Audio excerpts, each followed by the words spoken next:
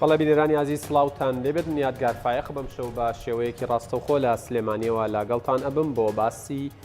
ڕۆژ میوانەکەشم بە سوپاسەوە لە هەولێرەوە لە گەڵمانە بێت. میوانی ئەم شەوم کاک شاخەوان عەبدوڵڵایە، پەرلەمانتاری پێشووی پارتی دیموکراتی کوردستان لە پەرلەمانی عێراق. مەبەستمە وەکو هەمیشە لەگەڵ جەنابیان قسە لەسەر دۆخی کەرکووک بکەین. دیارە ئێوەی بینەرش ئاگادارن کە دۆخی کەرکووک ڕۆژ بە ڕۆژ ئاڵۆزتر ئەبێ لە ڕۆژی پێشووتر و لە ئێستادا جگەلەوەی کە جموجوڵی نائاسایی و کردەوەی تێرۆریستی ڕوئەدات و بەدی ئەکرێت و بە شێوێک لە شێوەکانیش دۆخی هاوڵاتیانیش تا ڕادەیەک ناسەقامگیرە و تەنانەت وەکو دوێنێ شەو لە بەرنمەیەک لەگەڵ کاک خالید شوانی ئەندامی سەرکردایەتی یەکێتی نیشتیمانی کوردستان ئاماژەم پێدا، هەندێکیان شارەکەیان بەجێهێشتۆ و هەندێکیش بیر لەوەکەنەوە کە مادام ژیان و ماڵ و عەرز و حاڵیان پارێزراو نییە کەرکووک بەجێ بهێڵن. ئەم شەو مەبەستمە من بزانم کە ئایا ئەوەی لە کەرکووک ڕوئەدات لە کردەوەی تیرۆریستی، لە چۆڵکردنی ناوچە کوردنشینەکان، لە ئافشار دروستکردن بۆ سەر کورد، لا دەستگرتن بەسەر سندوقەکانی دەنگدان لە دنیایەک ڕێگری تر بەرامبەر بە کورد و دژ بە کورد مەبەست لی چییە و عێراق بۆچی ئەمە ئەکات و بە چ ئامانجێک ئەیکات، تا چەند دەتوانیوێتی ئامانجەکانی بەدی بهێنێت و کورد و سەرکردایەتیە سیاسیەکەی تا چەندە ئاگایان لەوەیە کە لە کەرکووک ئەگوزارێت و بیریان لە چارەسەرێک کردوتەوە. هەرچەندە هەر دوێنێ شەو کاک خالیشوانی ئاماژەی پێدا کە لەم یەک دوو ڕۆژەیەکێتی و پارتی سەبارەت بە دۆخی کەرکووک کۆبنەوە و دانیشتن ئەکەن. دیارە من ئەم شەو مەبەستیشمە قسە لەسەرەوە بکەین کە ئایا پێکێنانی حکوومەتی نوێی عێراق، کۆتایی هاتنی تەمەنی پەرلەمان و تەقینەوە لە کەرکووک و بە ئامانجکردنی کۆگاکانی سندوقەکانی دەنگدان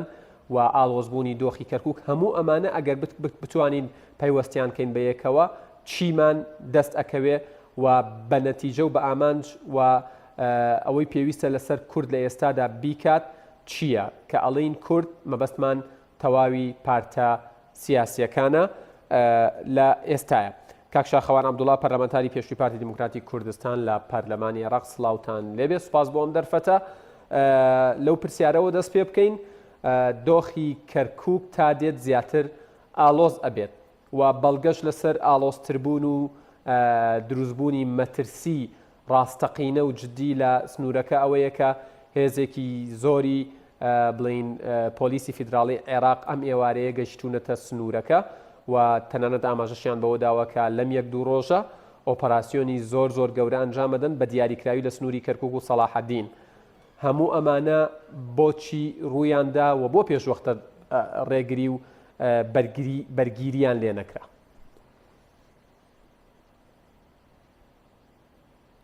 سڵاو لە جەنابەت و لە بینەرانی کورسان 24. دیارە معلومە لای هەموو لایەکە ماوەیەکە دۆخی کەرکووک بە تەواوی تێکچووە. بابەتەکە هی ئەم هەفتە نییە، بەڵام لە دوو هەفتەی ڕابردووە گەیشتە حاڵەتی چەکداری لە ماوەکانی ڕابردووە لە ناوچەی حەویجە و ڕەشاد و ڕیاز لە ماوەی مانگونی بۆ دوو مانگی ڕابردوو دەیە هەنجار لیواکانی حەژی شابی کراونەتە ئامانج بۆ خەڵکیان لێ ڕفێنراوە و کوژراوە. چەندین جار بۆسە لە ڕێگای تکریت دووس خوڕمات و کەرکووک بەغدادانراوە، بەڵام لە دوو حاڵەتی لە دوو هەفتەی ڕابردوو حاڵەتەکە گەیشتەوەی کە داعش بە ئاشکراوە بە هێزی زۆرەوە بێتە ناوچەکانی. بۆ نمونە بە 50 چەکدار 60 چەکدار هاتوونە سونی هەفتەغار و کاکەی. ئەمە مەترسیەکەی وا کرد کە بەڕاستی بیرێک لەو مۆزوعە بکرێتەوە بێدەنگی حکوومەتی ئیتحادیشتا ئەمڕۆ لە بەرامبەر قەزیەکە دیسان گومانێکی تری دروست کرد و ئەم بابەتە تەنها لە سنووری کەرکووک نییە، لە تەواوی ناوچەکانی دەرەوەی هەرێمی کوردستان لە دوای 16 ئۆکتۆبەر ئەو بۆشایی کە هەبوو بە حکوومەتی عێراق پڕ نەکرایەوە و ئەگەر پڕیش بکرێتەوە بە هێزێکی نامۆ بێگانە کە نەدڵسۆزیان هەیە بۆ ناوچەکە و نە شارەزاییان هەیە، نەیانتوانی ئەو بۆشایی هێزەکانی پێشمەرگە ئاسایش پڕ بکەن. و ینی معلومە لای جەنابتان ئێمە لە گوندەکانی گەڵابات شەهید محەممەد لەوێ شەهید بوو پێش دوو هەفتە، لە سنووری دیالە لە قەرەتەپە لە جەبارە هەتا دەگاتە جەلەولا و خانەقین سنوورەکە بە تەواوی ڕووی لە ئاڵۆزی کردووە. زۆر جار و تومانە ئەو ناوچە ناوچەیەکی گەرمە لە ڕووی چالاکی تیرۆریستی لەبەرەوەی هێشتا فکری تونڕەوی تیرۆری لەو ناوچە کۆتایی پێنەهاتووە و معلومیشە لە دوای ئۆپەراسیۆنەکانی سوپای عێراق بۆ سەر حەویجە کە ئێمە و کوریژنەی ئاسایش و بەرگری تەقیمێکی عەدەدی داعشەکانمان کرد پێش ئۆپەراسیۆنەکان بە 2000 بۆ 2500 چەکدار، بەڵام لە ئۆپەراسیۆنەکە نە چەکدارێک کوژراوە نە بەدیلگیرە. ئەمە گومانێکی گەورەتری دروست کرد. ئەم هەموو چەکدارەی داعش لە ناوچەکە ئیتیفاقێکی سیاسی هەبوو بۆ ئەوەی کە ڕوبەڕووی ئەوان نەبنەوە تا دێن شەڕی پێشمەرگە دەکەن، یاخود ئەو جیهە سیاسیەی کە داعشی دروست کرد داوای لێکردن بێدەنگ بن لە ماوەیەکەوە ئێستا جموجۆڵەکانە دەست پێکرێتەوە. ئەمان کۆمەڵێک گومان کە بەترسەوە لی دەڕوانی هەم شرۆڤەکاری ئەمی هەم شرۆڤەکاری سیاسی خوێندنەوەی زۆر هەڵدەگرێت و مەترسیەکانش مەترسی جددین. باش کاک شاخەوان، ینی لە ئێستاە گەر زۆر بە کورتی وەڵامی ئەم پرسیارم بیتەوە چکۆ پرسیارێکی دیکەم هەیە. مەلەفی ئەمنی کەرکووک کێ بەڕێوەی ئەبا و کێ بەرپرسە لە پاراستنی ژیان و حاڵ و ماڵی هاوڵاتیانی کەرکووک و بێگومان لە پاراستنی کەرکووک و دەوروبەریشی لە جوڵەی بڵین چەکدارە تێرۆریستەکان؟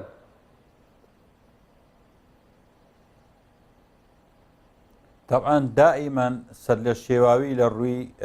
فرە دەستگای ئەمنیەکێکە لەو هۆکارانەی کە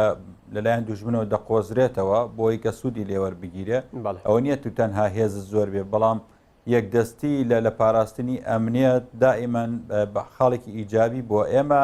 لە چەند ساڵی ڕابردوو توانرا لە کۆتاییەکانی 2010 دۆخێکی ئەمنی باش بۆ منتیقەکە دروست بکرێت. دوای ئەوەی سنتەری هەماهەنگی هاوبەش دروست کراوە ئەمریکیەکان دەوریان تیا هەبوو بە سەیتەرەی مشتەرەک و هێزەکان دابەش کران، هێزی سوپای عێراق بۆ باشوور و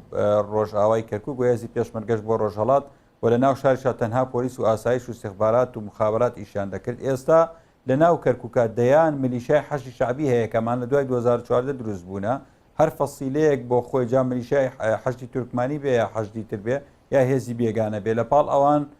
پۆلیسی اتحادی لێ، جیاز مکافحەی ئیرهابی لێ، تەدەخل سەریعی لێ، ئەمە جگەل لە جیازی مکافحەی جگەل لە استخبارات و لە ئەمنی وەتەنی کامانە پێشتر هەبوونە. ئەم هێزانە زۆریان هێزی غەریب هێزێکی زۆری پۆلیسی فیدراڵی عێراق لە پێناوی چیە لە ئێستاە مادام ئەو هەموو هێزەی لێیە؟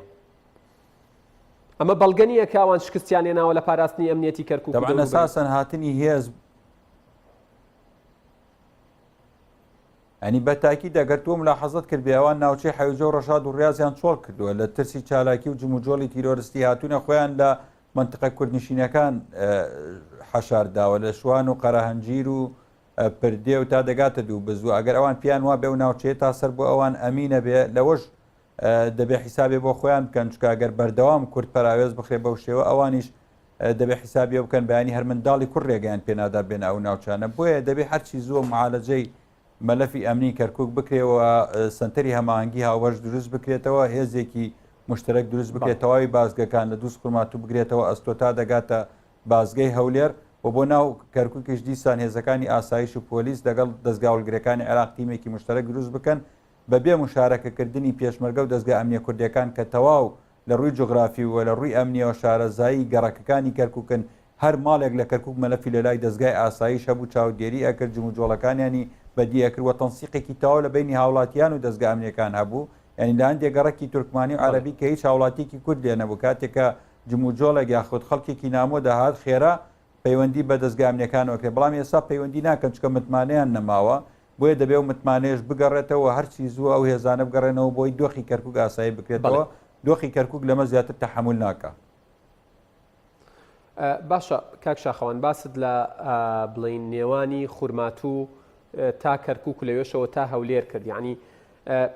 چەند ڕۆژێکە بە دیاریکراوی لە دوێنێەوە لە نێوان بڵین کەرکووک و خورماتوو و بە دیاریکراوی لەسەر ڕێگەی کەرکووک بەغداد بڵین بەغدا هێزێکی زۆری بڵاوە پێکردووە، ڕەبیەی داناوە و چەکداری باشی لەو سنوورە کۆ کردوێتەوە بۆ ئەوەی هیچ نەبێ ئەو ڕێگەیە کۆنتترۆل نەکرێت و پەیوەندی نێوان بەغدا و کەرکووک نەپچڕێت لەلایەن ئەمانەی پیانەوترێت داعشیان هەر هێزێکی نامۆی دیکە. قسەکە لە ئێستاە ئەوەیە بۆچی ناوچە کوردنشینەکان ناپارێزرێن و ئایا ئەمە بەڵگەیە لەسەرەوەی کە حکوومەتی عێراقی لاوازە لە پاراستنی کەرکووک و سنوورەکەی بۆیە ئێستا وەکو ئەوتێت وەکو ئەزعەف ئیمان لانی کەم بەس شەقامەکان و شەقامە سەرەکیەکانە پارێزن؟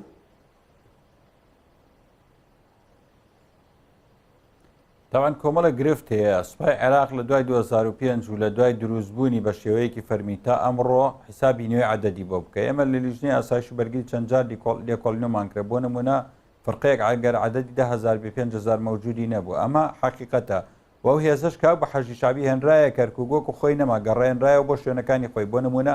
یەک فەسیلەی سەرایە سەلام لە کەرکووک نەماوە فەسیلەکانی تریش 150 نەماوە جگە لەوانەی کە ئاهلی منتیقن و ئەوانەی تر ماوە شورتە ئیتیحادیە شورتە ئیتیحادیش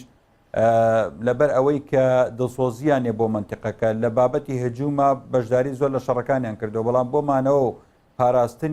پاراستنی ئەو ناوچانە هەمیشە خۆیان بەخەمخۆر نەزانیوە چکە پێیان حیفەکە لەسەر حەویجەیە لەسەر ڕەشادیا لەسەر کەرکووک بکوژرێن چکە شورتەی ئیتیحادی 190 لە پێکاتەی شیعەیە و ئەمانە هەموو کاریگەری هەیە لەسەرەوەی کە ئەوان نتوان ناوچەکە بپارێزن ئەو هێزەی هەیەیان ئێستا ناتوانن حەویجە و ڕەشاد و ئەوەی پێپارێمە پێشتری شتمان حەویجە و ڕەشاد و ڕاز دەبێت کۆنتترۆل بکرێت ئەگەر هەر کۆنتترۆل ناکرێت ئەو پلانی کە پێشمەگە داینە لە دوای 2014 دروستکردنی خەتێکی سەدی واتە دیوارێکی بەرگری بۆ کەرکووکە لە دووس قورماتوو لە جسری زەرگەوە دەستی پێ دەکرد داهاتە ناوچەی هەفتەغار و بۆ ناوچەی تاڵەبانی و کاکەی و دەهاتەوە بۆ بەش تازە خورماتوو تا منتیقەی با بڵێن مەکتەب خالید و دەسوڕایەوە بۆ دوو بز ئەو منتیقەمان دابڕی بوو لە حەویجە وە دەیشمانتوانی ئەو کاتیش وەکو پێشمەرگە بچینە عمقی منتیقەکە بەڵام دەمانزانی هەم ئەوان ئێمە قبول ناکەن و هەم ئێمە ڕەنگە ناتوانین ئەوان بپارێزین بۆیە کەرکووکمان لەو ناوچانەدا بڕی و بینیتان بەم دوایانە کەرکووک وەکو هەولێر و سلێمانی دووە لە حاڵەتێکی تەواو ئارامە دەژێت تا ئەو کاتی کە 16 ئۆکتۆبەر دروست بوو. باشە هەر بە قسەکردن لەسەر ڕووداوەکانی 16 ئۆکتۆبەر یعنی لە ئێستادا پێویست نییە کە لایەنەکان بە دیاریکراویەکێتی و پارتی بیر لەوە بکەنەوە بیر لە میکانیزمێک بکەنەوە بۆ ئەوەی دۆخی کەرکووک تا ڕادەیەک ئاسایی بکەنەوە و بە هەر نرخێکیش بێت بڵین پێشمەرگە مەلەفی دۆسیەی ئەمنی کەرکووک و دەوروبەری بگرێتەوە دەست ینی پێش هەموو شتێ دەبێت کۆبوونەوەی بکەن نەک پارتیویەکێکی حزب لایەنە سیاسە کورسانەکان هەمویان دەبێت کۆبوون و نابێت کۆبوونەوەی ئەوان تەنها لەبەر هەڵبژاردن و لیست و کورسی و امتیازات بێ ئێستا دۆخەکە ئەوە دەخوازێت سەرجەم حزب لایەنە سیاسەکان کۆ ببنەوە و بڕیارێ لەسەر ئەو وەزع بدەن کۆمەڵی خاڵ لە خۆیدا بگرێ ئەو بڕیارانەی حزب لایەنە سیاسەکان یەک فشاری جەماوەری دەست پێ بکە خۆپشاندان لە دژی ئەو هێزە دەست پێ بکە کە نابێت لە منتیقەی شوان و قەرەهەنجیر و دبز بمێنن دەبێت بچنەوە شوێنەکانی پێش 2014 واتە داوای خۆپشاندەران ئەوە بێ لە ناو شار خۆپشاندان دەست پێ بکە بۆی کە دەبێت دەستگا ئەمنیەکان کورد ڕۆڵی تێدا هەبێ دەبێت داوای ئەوە بکرێت کە پێشمەرگە بچێتەوە سنوورەکانی خۆیان و ئەم ڕیسالانە بدرێتە حکوومەتی عێراقی ئەگەر تو ئەمانە نەکەی ڕەنگە ڕۆژێ لە ڕۆژان ئەم گەنجانە لە کۆنتترۆلی پارتیوێکێتیش دەربچن ڕێگە نەدەن ئەو هێزە ببینن لە پێش چاویان لە منتیقەی قەرەهەنجیر و لەیلان و ناوشوان بۆ خۆی دەسوڕێتەوە زۆر بە ئاسایش و بەبێ ئەوە هیچ گرفتێکی بێ لە کاتێکا گوندنشینانی ئێمە لە باشووری داخۆ تەقەی لێ دەکرێت وڵاتیان ئێمە تیرۆر دەکرێت و مڵکوماڵیان دەستوتێنرێ و تاڵان دەکرێت بۆیە دەبێت ئەم هێزە لێرە بکشێتەوە بچنە ئەو دی و داقوق هیچ هێزێکی عێراق لە باکوور و ڕۆژەڵاتی کەرکووک نەمێنێ. کاک شاخەوانیانی وەکو خۆشت ئاماژت پێدا ئەو هێزانە لە ناوچەی لە قەرەهەنجیر لە لەیلان لە داقوق لە ئەو منتیقەی پێوترێت تاڵەبان و منتیقەی کاکەیەکان و دووبز و هەفتەغار و هەموو ئەو ناوچانە یعنی هاوڵاتیان ئەو ناوچانە لە دۆخێکی زۆر زۆر نائاسایی ئەژین دنیایەک ئازار و معاناتیان هەیە و تەنانەت ئەوترێت دراونەتە دەست قەدەر هەست ناکەی کۆبوونەوەی لایەنە سیاسەکانی باشووری کوردستان سەبارەت بەوان و سەبارەت بە دۆخی کەرکووک و بە دۆخی خورمات و تەنانەت خانەقین و تەواوی ئەو ناوچانەی پیانەوترێ ناوچەی کوردستانی دەرەوەی داری هەرێم دواکەوتون و درەنگیشە و ڕەنگە دوای حەدەسیش بکەون کارە ساتێک ڕووبدا دەگەر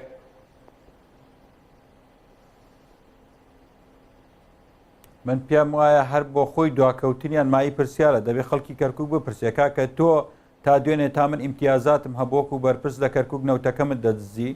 بنزینخانت دادەنا بە ئیجازەی دەیان مەعمەلت بۆ خۆ دەدزی ئیجازەی مەشاریعت بە پارەت دەفرۆشت هەموو ئەمانەت دەکرد نەتوانی من بپارێزی لە دوای 16 ئۆکتۆبەر ئێساش ناتوانانی دیفاعم لێ بکەیت تۆ بۆ بەرپرسی حزبی بی لەو شارە لە کاتێکە هیچ گۆڕانکاریەک نەکراوە بۆیە ئەمە یەکێک لە داخوازیەکانی خەڵک ئەوەیە کە گۆڕانکاری ڕیشەی لەناو ئەم بەرپرسانی کەرکووکە بکرێوانەی پێش 16 ئۆکتۆبەر لێ بوون ئێستا شەرۆکوکان مەسئولن و بێدەنگیشن لەبەرەوەی مەسلحەتیان لە کەرکووکە نایەنەوە هیچ هەڵێستێکیان هەبێنەوەک بەنزیخانەکانیان و معمەلەکانیان بکەوێتە ژێر دەستی حەشد و سوپای عێراق بۆیە ئەم بێدەنگیەی ئەوان دەیان پرسیاری لە لای هاوڵاتی کەرکووک دروست کردووە ئەگەر بەردەوام بن دەبێ خەڵک پێش ئەوەی کە داوای ئاساییکردنەوەی دۆخەکە بکە دەبێ ئەوان لە شارەکە دەربکەوە داوای گۆڕانکاری جەزری لە پارت و لایەنە سیاسەکان لە بەرپرسانی یەکەمی ئەو شارە بکرێ ئەمە کە باسێکم لەسەر کووردە منیش وەکو نوێنەری ئەو خەڵکە ئەوەی کە دەگاتە لای من هەموو ئەمیشە هەم بە سەرکردایەتی خۆمم گەیاندووە لە جەنابی لەگەڵ دیدارم لەگەڵ جەنابی سەرۆک لەگەڵ جەنابی سەرۆکی حکوومەت هەموو ئەم دیدارانەمان لەگەڵ ئەوانە داوەخوازی ئەوانم پێگەیاندون کە کەرکووک چیتر تەحملی ئەوە ناکە کە بەو شێوەیە تعدای لێ بکرێ بەو شێوەیە خەڵکی ئاوارە بێت ئەوەی کە بەلای ئێمەوە گرنگە لەم دۆخەیە کەرکووک دەبێ یەکێتی ئەو بەشەی کە پێی دەڵێن بەشە نیشتیمان پەروەرەکەی بێتە سەرخەت و فشار لەسەر ئەو بەشە بکەن کە تا ئێستا کەرکووکیان فرۆشتووە و خیانەتیان لە خوێنی شەیدانی ئەوان کردو پێش خوێنی شەیدانی یەکێتی دەبێت بەشە نیشتیمان پەروەرەکەی یەکێتی بێتە سەرخەت و لەگەڵ لایەنە سیاسیەکانی ترا کۆ ببنەوە بەرپرسیارەتی پارتی دموکراتی کوردستان لە ئێستاچیە کاک شاخەوانی ناتوان کەرکووکیەکان زۆر جار کە قساکەن ئەڵێن ینی پارتە سیاسیەکان ئێمەیان تەنها بە دیاریکراوی یەکێتی و پارتی کە حاکم بوون لەو شارە و شتیان بەدەست بووە و کەرکووکیەکانی چاویان لیان بووە کە شتیان بۆ بکەن ئەڵێن تەنها لەبەر نەوتەکە ئێمەیان ویستووە وەتانێن نەوت نەماوە ئێستا کەس لامان لێ ناکاتەوە پرسیارەکەی من بە دیاریکراوی ئەوەیە بەرپرسیارەتی پارتی دموکراتی کوردستان و سەرکردایەتی سیاسی پارتی دموکراتی کوردستان لە ئێستادا سەبارەت بە کەرکووک و کەرکووکیەکان و ئەو سنوورە چییە؟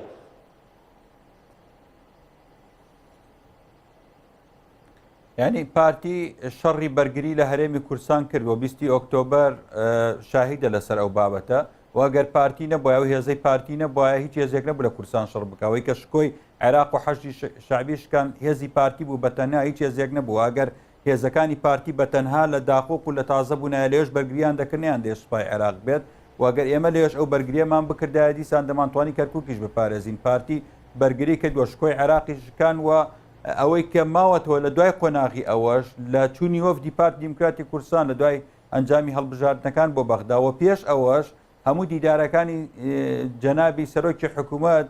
لەگەڵ حکوومەتی عێراق کە اعترافی پێکرا ئەوەکو وەفدی فەرمی دانوسانکار نێوان هەرێم و بەغدا کە حکوومەتی هەرێم بوو لە تەواوی دیدارەکان بابەتی یاساییکردنەوەی دۆخی ئەو ناوچانە و گەڕانەوەی ئاوارەکان و کردنەوەی بارگای پارت و لایەنە سیاسەکان و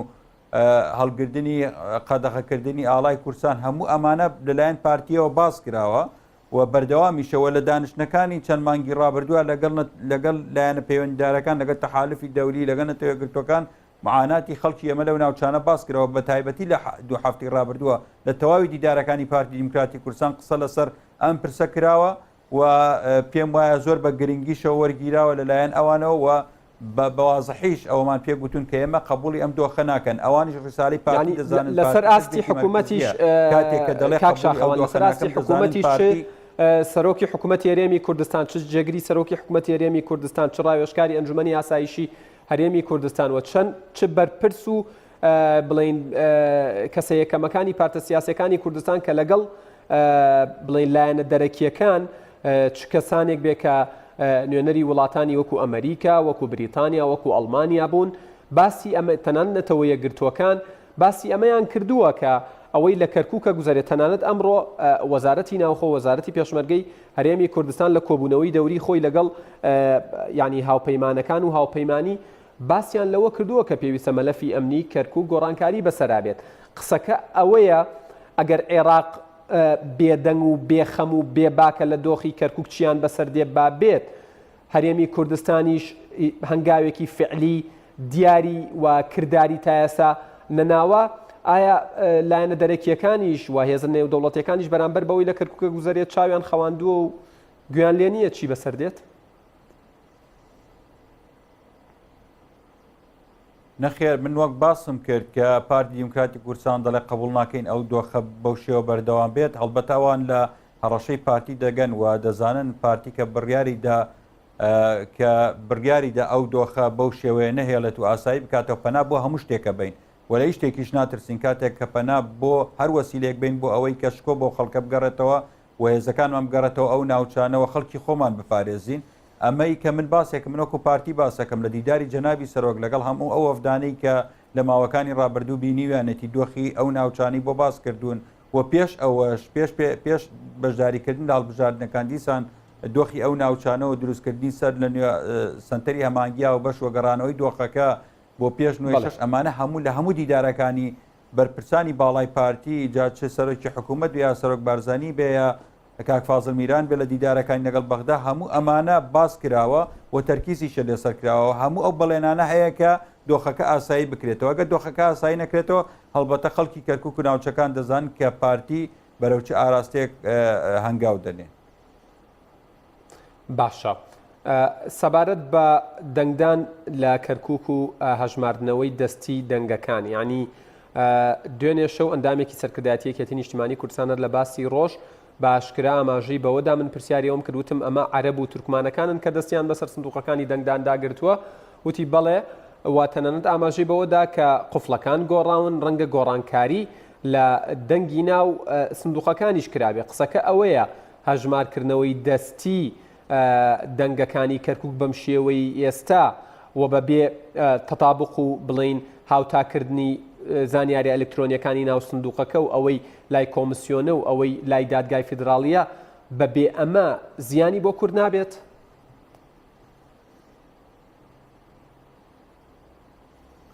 طبعاً عەد و فەرزەکان تەنها لە کەرکووک ناکرێن لە هەموو پارێزگاکان دەکرێت. من گومان دەکەم لە هەندێک پارێزگا کە زۆر بێدەنگە تەوەقعی مەشاکل زیاتر دەکرێت وەک لە کەرکووک لە کاتی عەد و فەرزە. کەرکووکی شێکێکە لەو پارێزگایانەی کە بەڵێ لە ماوەی ڕابردووە سندوقەکان لەژێر دەسەڵاتی کوردان نەبوونە هەندێک ئەوە هەیە هەندێک گومان دروست بووە لەسەر ئەو مۆزوعە بۆیە من پێم وایە نەتائیجی عەد و فەرزیە دەویست دیسان بەڵایەکی تر و مشکلەیەکی تر لە ناوچەکە دروستەکە کە ڕەنگە لە جنوب شەڕیشی عاشیعی لە دروستکە لە لای ئێمە بابەتەکە ئاڵۆستر بکات بۆیە ئەو پرسەپرسێکی زۆر حەساسە و لە ئێستاە لە چەند ڕۆژی داهاتووە لە کەرکووک دەست پێ دەکات عەد و فەرزی یەدەوی بە شێوەیەکی فەرمی ئەگەر ئەو کاتە فەرقەکە یەکجار زۆر بوو ڕەنگە تەوەقعیەوە بکرێت کە دەستکاری سندوقەکان کراوە و من پێم وانە ئەگە دەستکاریش کرا بە شێوەیەکی زۆر کرابێت کە دوجار نەتائیجی عەد و فەرزی ئیلکترۆنی هەمان ڕۆژماوە متابقەت دەکرێت ئەوش دیسان بابەتێکی ترە کە دەکرێت ئەو لیژنەیە کە بەشدار دەبن چکە عەد و فەرزەکە تەنها با بڵێن قازەکان تەنها ئیشراف دەکەن هەم ئاعتیماد دەکرێتە سەر فەوەز بۆ هەم عەد و فەرزیە دەوی بە حزوری کیاناتی سیاسی ئەنجامەدرێ بۆیە دەسەوەر ناکەم زۆر دەستکاری ئەو بابەتە بکرێ بەڵام هەر بۆ خۆی مەترسیەوەی لەسەر نییە کە دۆخی کەرکووک ئاڵۆزتر بکات دەکرێت هەندێک مەشاکل دروست بن. من تەسەور دەکەم لە ئێستاوە دۆخەکە ئاڵۆز بووە ینی لەمە ئاڵۆزتر نەماوە تۆ هەزاران هاوڵاتی تۆ لە خوار بەغدا هەڕەشەی چۆڵکردنیان لەسەر من حسایەکی دقیقم هەیە 200 ماڵی کورد لە ماوەی 2 هەفتەیە ناوچەکەیان چۆڵ کردووە دۆخێکی زۆر خراپ لە ئارادایەوە تا ئێستا کە من لەگەڵ جەنابتان قساکەم بارەگای پارت و لایەنە سیاسەکان داخراوە دەستگای ڕاگەیاندنەکان هەمووی داخراوە ئەو دۆخی ئێستا لە کەرکووکە وەکو سەردەمی بەعسە من پێم وایە ڕازیبوونی پارت و لایەنە سیاسەکانیش بەو دۆخە ڕازیبوونە بە دۆخی سەردەمی بەعس ینی تۆ بۆ بە بەعس ڕازی نەبووی کە هەمان ئیجراتی لەگەڵ تۆیا کرد خۆ بەعسیش لە پردێ بوو خۆ بەعسیش لە شوان بوو خۆ بەعسیش نەی دێشکادر و ئەندامان و لایەنگرانی تۆ لە ناو کەرکووک بەبێ بە چەک بسوڕێنەوە خۆ بەبێ چەک زۆر کەس هاتشۆی کەرکووکی دەکرد بۆیە ئەم دۆخە ئێستا دۆخێکی زۆر خراپە دەبێ هەرچی زۆر معالەجە باش. کاک شاخەوان بەرپرسیارەتی ئەنجومەنی پارێزگای کەرکووک بە سەرۆک و ئەندامەکانیەوە لە ئێستاە چییە؟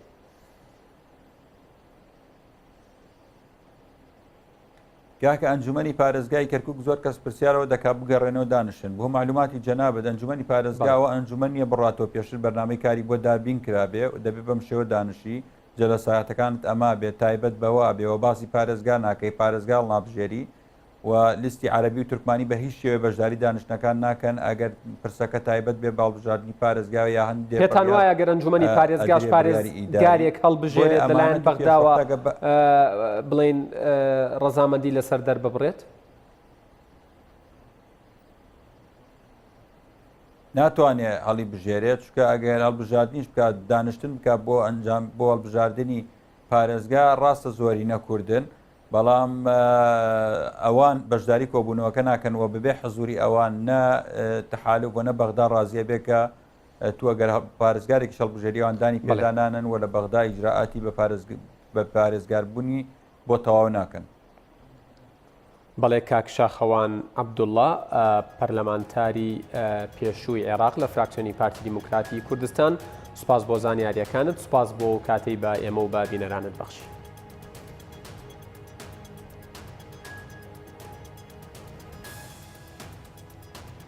بەڵێ بینەرانی ئەزیز